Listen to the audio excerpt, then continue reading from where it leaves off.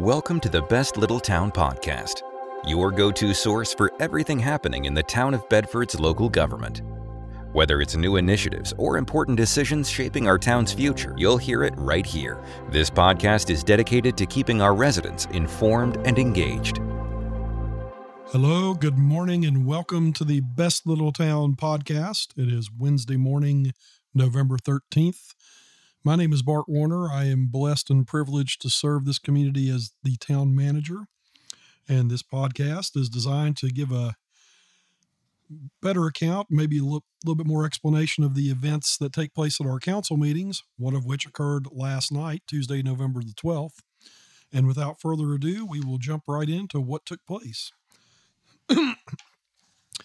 Of course, at the beginning of the meeting, usually I give a report of things that I think the community and council particularly need to know. I began last night by congratulating Dwight Evans, Todd Foreman, D.C. Foster, and Jay Ippolito on their recent election to 4-year terms on town council. We appreciate their willingness to step up and serve the community. And also, there were a couple of folks who mounted write-in campaigns, and we appreciate their interest as well. And appreciate the voters participating in the process all around. November 11th was Veterans Day, and in addition to commemorations around town, notably at the D-Day Memorial, we acknowledged the service of our colleagues within the town organization. Among our elected officials, Councilman Todd Foreman, C.G. Stanley, and Daryl Updike have served our country in the military. Also, Councilman-elect D.C. Foster is a veteran of the Marine Corps. We also have several employees who have worn the uniform, and I recognized them by name last night. Those include Tim Brook, Ed Chambers, Joe Dooley, William Heath, Hunter Jameson, Jason Toms, and Jared Thompson. And as I mentioned last night, if I neglected anybody within our organization who served, I hope they will let me know and accept my apologies, but we certainly do appreciate the service rendered to our country by the folks that we get to work for and to work with. On an administrative note, the next regular council meeting will take place on Tuesday, December 10th. Between now and then, there are a few scheduling issues that people should be aware of. One of which is that town offices will be closed next week. No, maybe it's the week after. Thanksgiving's as late as it can possibly be this year. Town offices will be closed in recognition of the Thanksgiving holiday, beginning at 12 o'clock noon on Wednesday, November 27th, and for the remainder of that week. There are also several events scheduled for the first Saturday in December, that is December 7th. That morning, the 45th annual Peaks of Otter Christmas Classic 5K run will take place. That is sponsored by the good folks at the Bedford Area Family YMCA. The Christmas Parade will take place later that morning, sponsored by the Central Virginia Business Coalition. And there will be an event in Centertown Plaza culminating with the lighting of the Christmas tree there at about 6 o'clock p.m. And that is presented by Jonathan Hayden. The first weekend in December typically has been the kickoff for most of the holiday celebrations and observances here in town, and that's no exception this year. I believe the former Elks Home will be lighting their display again. That will be taking place the Friday previous to December 7th. Moving on into the rest of the council agenda from last night, there were no appearances before council. Councilmen, during their opportunity to provide comments, made the following observations as follows. Sorry to be redundant there. Councilman Todd Foreman thanked everyone who had attended the meeting. We did have a good turnout based on one of the particular items of new business. He also thanked everyone for their support during the election campaign. Councilman Bruce Johansson also noted that he appreciated the large audience that was present and congratulated the 3 new incoming council members. That would be Mr. Foster, Mr. Ippolito, and Mr. Evans. Bruce Johansson encouraged more people to get involved and to give consideration to running for council, particularly younger folks and women. Vice Mayor C.G. Stanley, again, echoed the comment that they appreciated the large turnout and encouraged more people to come. And on that note, we do meet typically the second and fourth Tuesdays of every month at 7 p.m. On rare occasions, such as November and December, where those second meetings fall on holidays, there will be cancellations, but otherwise you can pretty much count on the rest of those months, those dates being current. And in addition to coming physically to the council meeting, which is obviously appreciated, you can follow it on live stream through our partners here at Media Squatch. We post the videos afterwards on YouTube, and we're always interested in your input and your participation. On a personal note, CG noted that he and Glenda became grandparents of their 7th grandchild on Monday. Their son up in Northern Virginia gave birth to a healthy daughter, and we're happy to celebrate that along with the Stanley family. Councilman Stacey Haley also commented on the good crowd and thanked people for coming out. He extended congratulations to newly elected council members as well. And he noted that Lowe's has a Hometown Hero program in which they provide materials for needed improvements in the community. And recently he participated in an improvement project at Liberty Middle School where they did some painting and improvements to the baseball field there. Councilman Bob Carson also thanked everyone for coming out and extended congratulations to the new council members who will be coming in. He noted that he is very proud personally of our veterans and very grateful for their service. Councilman Darrell Updike noted our efforts currently related to the comprehensive plan revision and the need to obtain public input on that. He inquired about the possibility of getting more involvement and more participation in what the town can do for that. And on that note, we do have several appointed boards, notably the Housing and Redevelopment Authority currently has 2 vacancies that will need people to step up and serve. I will be working with Woody Watts, our master communications strategist, to get the information about those vacancies out on our social media, also in conjunction with Deborah Anderson, who's our clerk of court. Councilman Tim Black also extended appreciation to veterans, and he noted that Clam Diggers, which is located on South Bridge Street, recently celebrated their 20th anniversary of being in business in Centertown, Bedford. And as Tim mentioned last night, if you have not been to Clam Diggers yet, it's a really neat space. They also have sometimes some entertainment options there on the weekends, but it's also a good source locally of some really good seafood if you're so inclined to check them out. Since there were no council committees that met since the last meeting, there were no reports there. We did have one revision to the agenda, and that was adding an appointment to the Bedford Regional Water Authority Board of Directors, and that was placed at the end of the new business agenda. The primary topic last night was a rezoning request for the development of property adjacent to the Governor's Hill subdivision in the southwestern quadrant of town. There were 2 public hearings, one related to rezoning of that property that we were talking about being the site of future development from R1 single family to R3 multifamily. There was a second public hearing also related to this proposed development to consider allowing a model home office within that R3 zoning district if that rezoning were approved. The public hearing was pretty extensive, and it began with Mr. Jamie White, who is the engineer for the developer of the project. He gave a presentation and noted that the owners of the property had been before council before a few years ago, at that time with a request to build over 200 homes. That was not acted upon favorably by council at the time. Again, that was about 4 years ago. Since then, they have kind of gone back and refined their proposal. Their original request was for 184 units, but they were reducing that to 165 with some proffered conditions last night. The area we're talking about consists of about 44 1/4 acres. And in addition to houses, they would also construct streets and provide open space and install the necessary utilities. The layout that they had submitted to council last night was slightly different than what the Planning Commission had reviewed the previous month. And in their deliberations, the Planning Commission had offered no recommendation. They deadlocked on a tie vote of 3-3, which occurred because we had a vacancy at the time that had not been filled. Of the 44 acres, Mr. White noted that almost 6 acres of that would be undeveloped.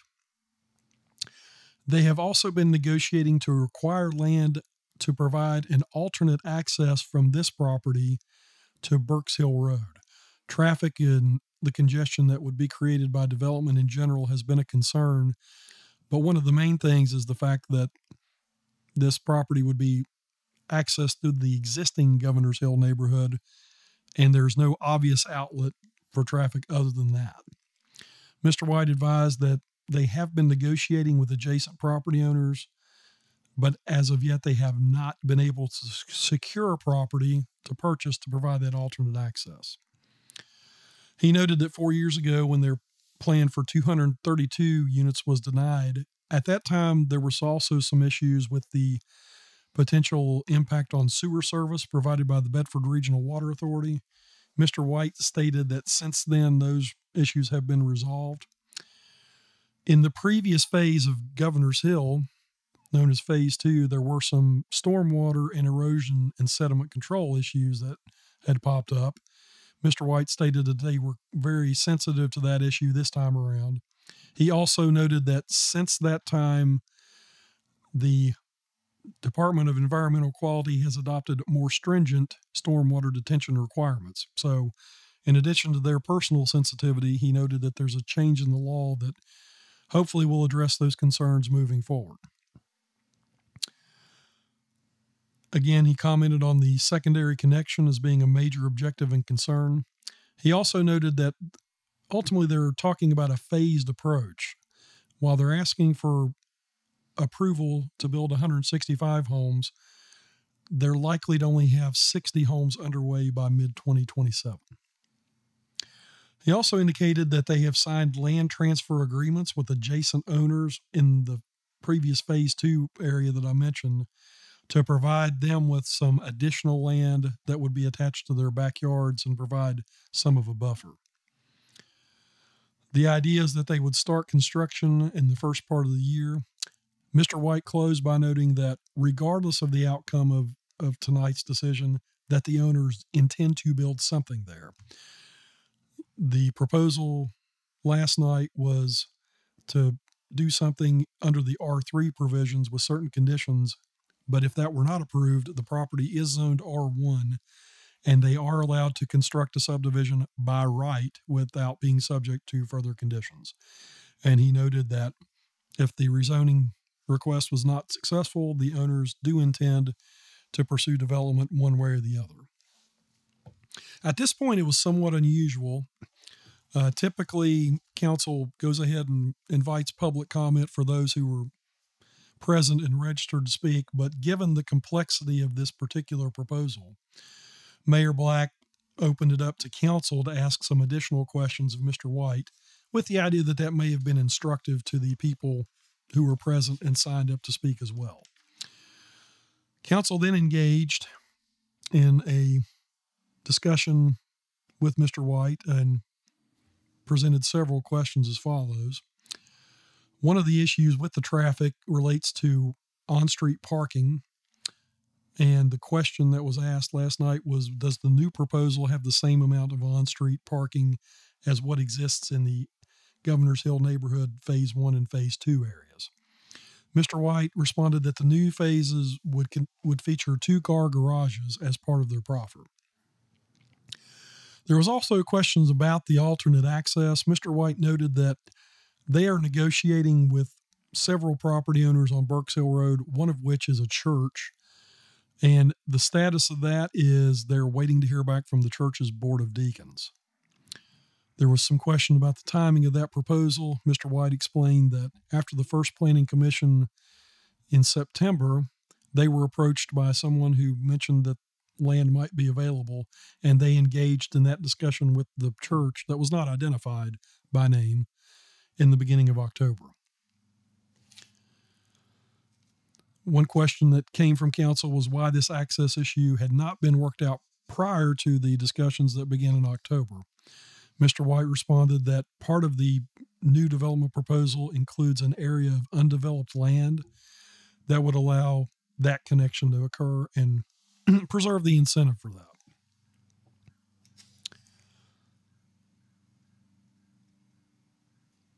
There was some discussion about other projects that the builders in particular have worked on.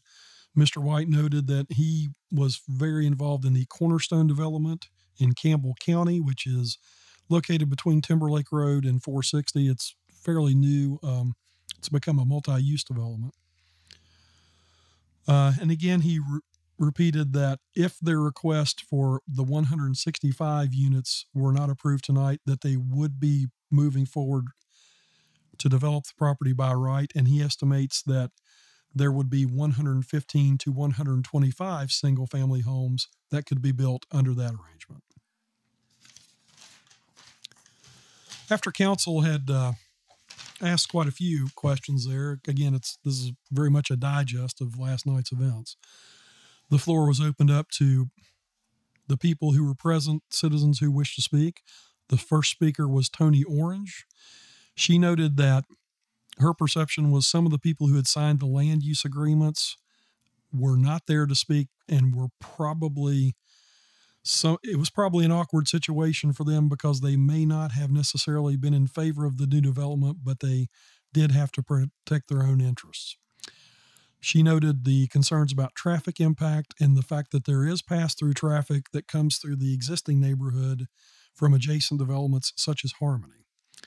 Ms. Orange stated that she had counted 959 cars passing through in front of her property in a 24-hour period. There was also concerns expressed about recent clear cutting of the proposed development site and the possibility of flooding and erosion and sediment control there. Ms. Orange stated her opinion that there probably is not a great need for additional houses right now within the market, and shared her concern about the option for another access to Burks Hill Road that would not dump all the traffic through the existing Governor's Hill development.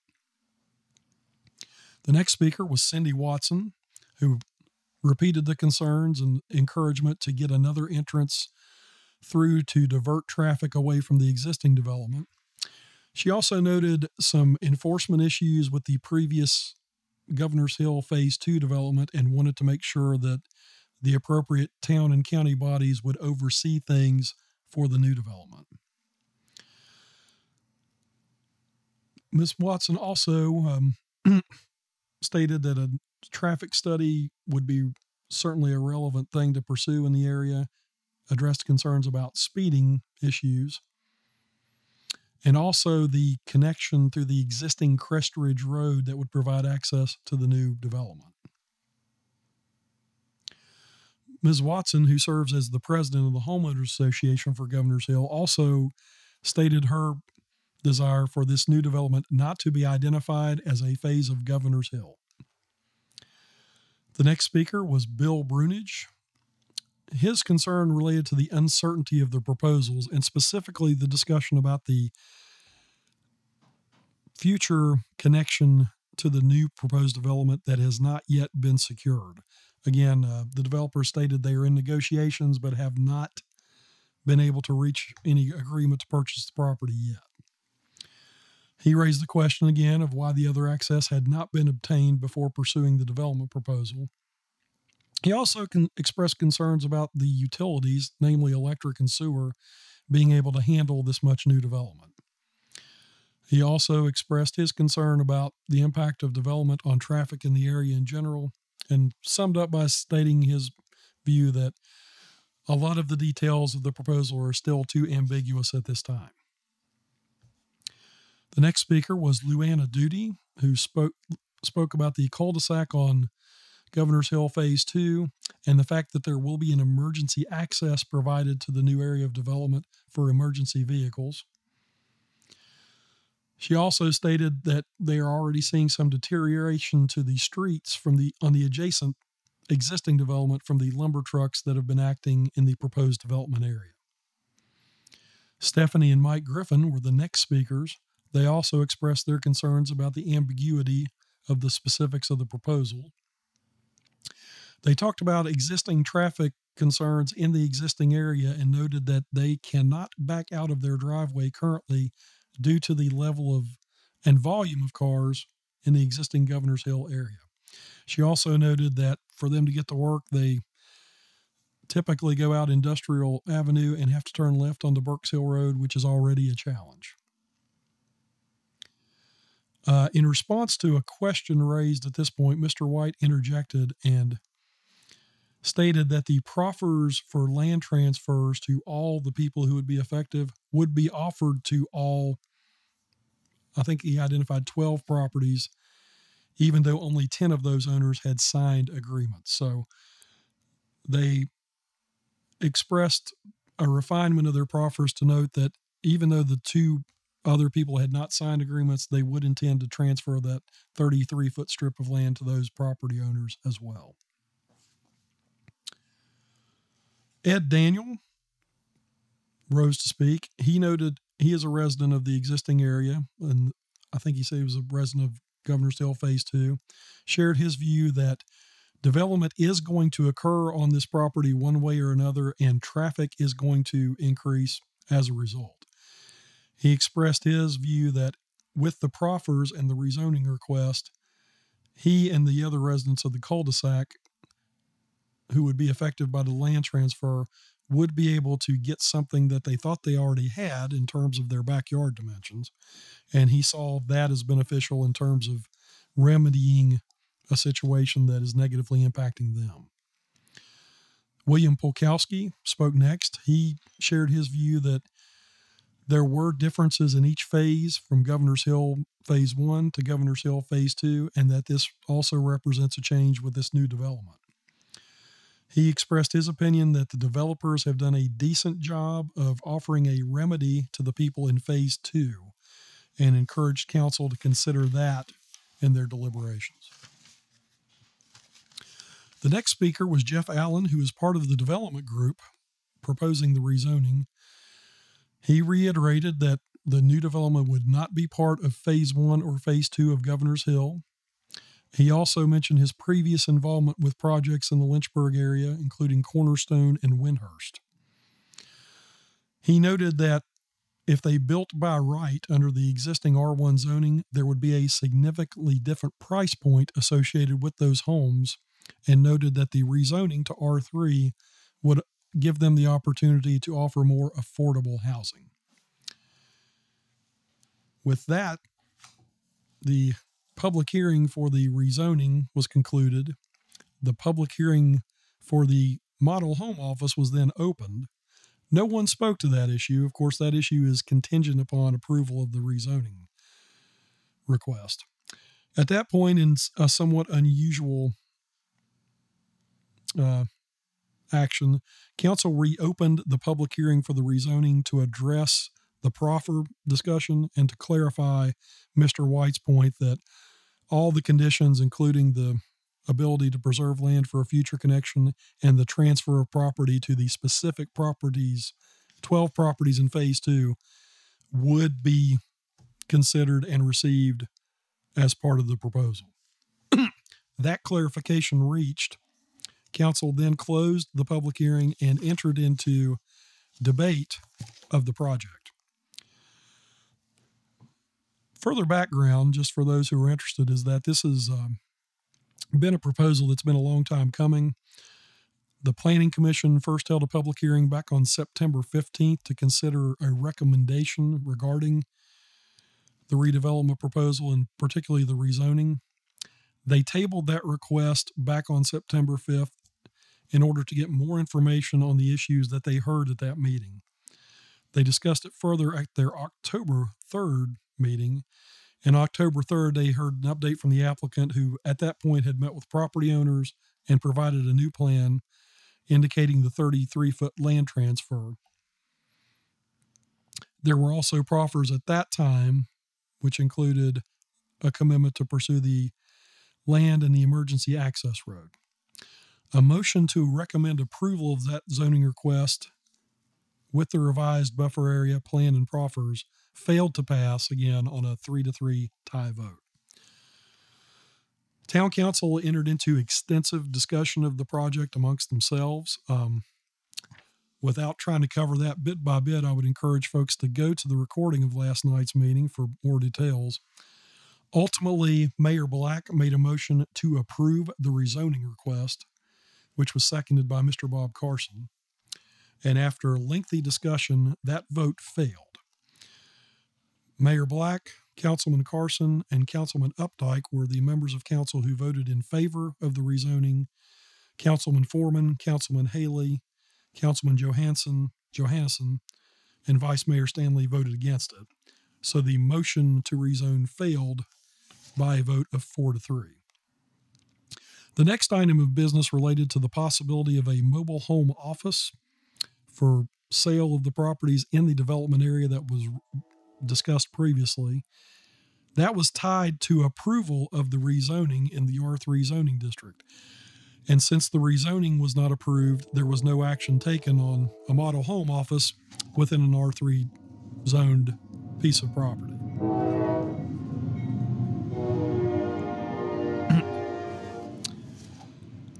Part of the discussion related to the nature of what will happen with this property, and it was clear in the council discussion that development of this 44 acres will take place in some form or fashion. And so the choice was between a rezoning with 165 units or a by right development of 115 to 125 units. And council wanted to make sure everyone understood that even though the proposal to decline 165 units with proffers was voted down, that there still will be development that takes place and there will not be associated conditions with that development. Moving on to the remainder of the new business items last night, council appropriated a budget transfer to the Economic Development Authority, which basically was a matter of moving some funding to them from the meals tax. 0.5% of the meals tax in the town of Bedford is collected and given to the Economic Development Authority for purposes of economic development. There was a transfer of $160,000 in the budget. It turns out that the 5% generated an additional $7,700, which council unanimously voted to pass along to the Economic Development Authority under their operating policy and practice. The next item of new business related to another budget transfer to the Redevelopment and Housing Authority of approximately $29,000 that had been on our books related to our status as a former Main Street organization. The town was an active participant in that organization until about, I'm going to say, in the neighborhood of 10 years ago. At that time, the town dropped its active status. It still maintains an affiliate status, but part of its support of Main Street was to provide funding for activities at one time, including personnel costs. And when that local organization went away, there were still $29,157 on the books.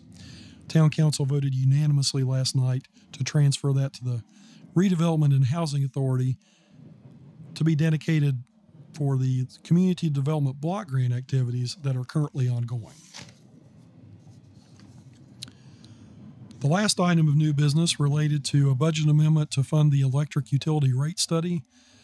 Town council on September 24th granted approval to enter into contract negotiations with a consultant known as Rathalos as the successful responder to our request for proposals for the rate study dealing with our electric utility. In addition to looking at the rate design, they will also look at the revenue requirements of the utility as well as some operational issues. The project timeline is approximately 4 to 6 months for completion. Contract was successfully negotiated effective on October 7th. And last night, council improved $50,254 to actually fund that work. So Rathalos is on the ground looking at all aspects of the business operation of our electric utility, and we look forward to receiving their comments and recommendations in approximately 6 months. Final item of new business was the consent agenda item that was added, and that related to the appointment of a member to the Bedford Regional Water Authority Board of Directors. The Regional Water Authority is a separate quasi-governmental entity that runs the water and sewer systems, but it is appointed by members of the Board of Supervisors and the Town Council based on the apportionment of customers within each geographic area. The town has 2 seats on the board. One of those seats expires December 31st, 2024. That has been filled by Rusty Manziel, who has served very capably, but Mr. Manziel indicated that he had no interest in continuing. The town advertised the vacancy, and Mr. Steve Rush expressed an interest in being appointed. There being no other citizens who volunteered to serve, council voted unanimously last night to appoint Mr. Steve Rush to serve on the Bedford Regional Water Authority. His term will commence on January 1st of this year and will expire on December 31st, 2028. That concluded the business activities last night. Again, it was a long meeting, a lot of good discussion. Probably a difficult meeting in terms of logistics and maybe just general participation. I will note that these are the kinds of conversations that take place in a growing community. So looking for the positives, as we always do, it's good to know that we have interest and we have an engaged citizenry that wants to participate in those discussions. And frankly, there will probably be more of those to come as more people discover what a true gem Bedford is, and people follow through on their desire to come live here among us. And on that note, I will close by saying I'm one of those people who considers it a great joy and privilege to live here. We appreciate the beautiful landscape in which we live in, the change of the seasons, and the blessings of good neighbors who enhance our experience on a daily basis. Until the next time when I join you on this podcast, I hope everyone has a very safe and happy Thanksgiving season. Hope you stay warm and comfortable as things get colder. And we welcome you to join us once again, probably in December, on the Best Little Town podcast.